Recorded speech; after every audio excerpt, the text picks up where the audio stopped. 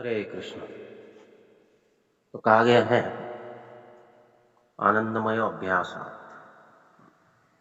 जीव सच्चिदानंदमयी है, परंतु कई जन्मों से अनंत काल से ये जीव जो है माया के इस शरीर में फंसा हुआ है और मायामय शरीर में फंसने के कारण अपने आप को देहात्म बुद्धि यानी शरीर समझने लगता है। देहात्म बुद्धि में आकर देह का सुख यानी कर्म का ही अभ्यास उसे हो गया है। जिस चीज का हम अभ्यास करते हैं वही चीज या वही क्रिया वही कर्म हमसे आइडेंटिफाई हो जाती है। हम उससे अपनी पहचान बना लेते हैं और उसमें निपुणता भी हासिल कर लेते हैं। Practice makes man perfect. तो ये प्रैक्टिस जो है, अभ्यास जो है, ये किस चीज का आज तक हम कर रहे हैं? तो हम कर्म का अभ्यास कर रहे हैं, कर्म की प्रैक्टिस कर रहे हैं। सदैव कर्म के प्रति हमारा इंक्लिनेशन है, इंद्रिय भोग के प्रति, इंद्रिय तृप्ति के प्रति, विषय सुख के प्रति, देह सुख के प्रति हमारा एक नेचुरल इंक्लिनेशन है। ये नेचुरल इंक्लिनेशन क्यों है? स्वाभाविक झुकाव ये विषय सुख प्राप्ति की इच्छा के प्रति क्यों है? क्योंकि अनंत जन्मों से हम इसका अभ्यास करते आ, अनंत जन्मों से न जाने कितना समय हुआ हम इसी सुख के लिए जीवन जीते आ रहे हैं। छोटी छोटी सुखों के लिए हम बड़े बड़े आनंद को सैक्रिफाइस कर देते। कभी सुख और आनंद में अंतर है। आनंद जो होता है ये चेतन होता है, ये आध्यात्मिक होता है, ये चिरंतन होता है। इंद्रिय सुख जो होता है वो तत्काल होता है, वो क्षणभंगुर होता है, वो टेम्पररी होता है। इंद्रिय सुख कभी बहुत अधिक समय तक टिकता नहीं है, वो थोड़े क्षणों के लिए होता है और कुछ समय के पश्चात वो नष्ट हो जाता है।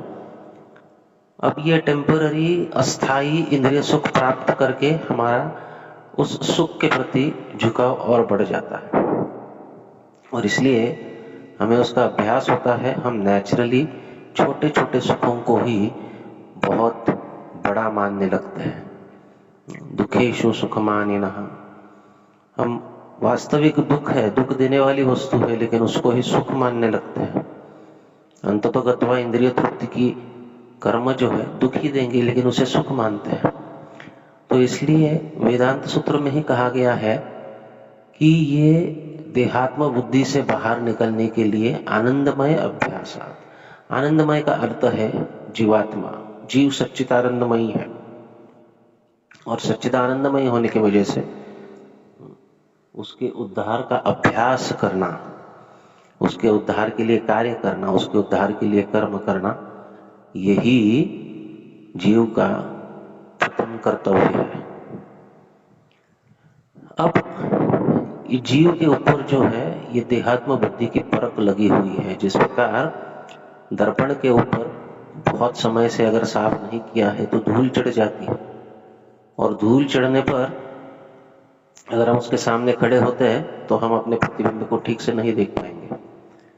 तो दर्पण के ऊपर अगर धूल चढ़ी है तो उसे क्या करना होगा? सर्वप्रथम साफ करना होगा।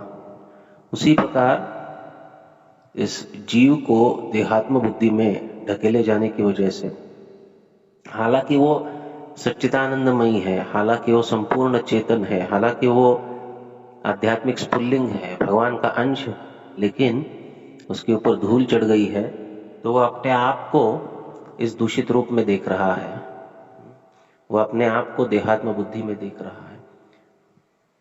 इस विचार को या इस प्रतिबिंब को अगर साफ करना है तो सर्वप्रथम उस दर्पण को साफ करना होगा जिसमें जीव अपने आप को देख रहा है।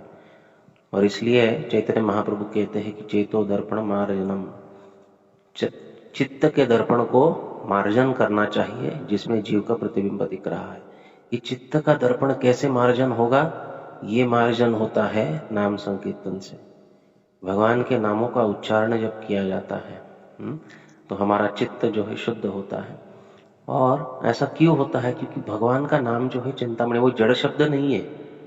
नाम चिंतामणि कृष्ण चैतन्य रस विग्रह पूर्ण शुद्ध नित्य मुक्तो अभिन्नत्वात् नाम नामिनः। ये चेतन है, ये रस विग्रह है, ये रस से भरा है। और चूंकि ये रस से भरा है, ये चेतन है, इसलिए ये स्वयं प्रकाशित है, ये स्वयं कार्य करने वाला एक चेतन तत्व है। भगवान में और भगवान के नाम में कोई अंतर नहीं है। और इसलिए जो कार्य भगवान स्वयं कर सकते हो, भगवान का नाम भी कर सकता है। अब भगवान का नाम का जब हम अभ्यास करते हैं तो हमारा चित्त जो है वो साफ होते जाता है। अच्छा, चित्त साफ होगा, बहुत जल्द साफ होगा, अगर केवल और केवल हम चित्त को शुद्ध करने की ही कार्य करते हैं।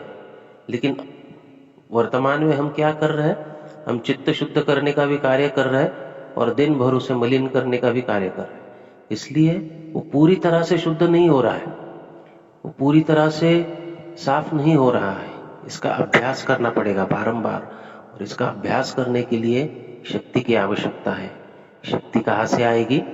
शक्ति प्रथमतः नाम संकीर्तन से आएगी, लेकिन नाम संकीर्तन करने के लिए भी शक्ति चाहिए।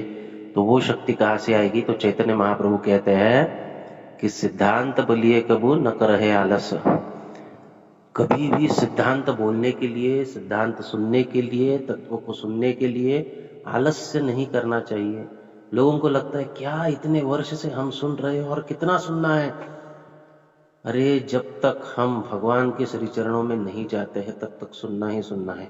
जब तक चिरंतन और कंप्लीट समय, पूरा समय अखंडित रूप से सुनने का क्षमता हम न बना ले, तब तक सुनना ही सुनना है। क्योंकि सुनने से हृदय का शुद्धिकरण होता है, हृदय का शुद्धिकरण होने से सुनने की क्षमता और इच्छा और बढ़ती है।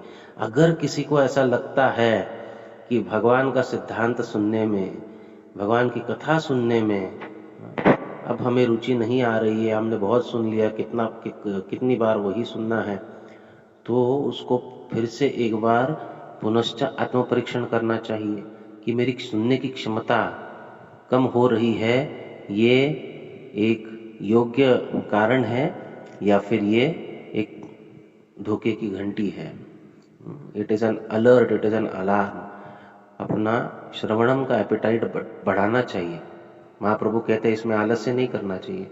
इसमें आलस्य करेंगे तो बाकी सब जो क्रियाओं में हम लग जाते हैं वो हमारे लिए श्रम होगा। श्रम चित्त को और मलिन करेगा और हरिनाम लेने की प्रेरणा भी कम होगी। तो नाम लेने की प्रेरणा जो है वो बनाए रखने के लिए रेगुलरली, नित्य रूप से भागवत का सेवन होना चाहिए। नित्यम भागवत सेवया हृदयंतस्थो ही भद्राणि विदुनोति श्रुतसताम। हृदय के जो अभद्र है उसको शुद्ध करने के लिए भागवत ये एक ही कारगर वस्तु है। इसका श्रवण होना चाहिए और नाम संकीर्तन का अभ्यास होना चाहिए, जिससे हम सच्चिदानंदमय स्वरूप का अनुभव कर सकते हैं। हरे कृष्ण।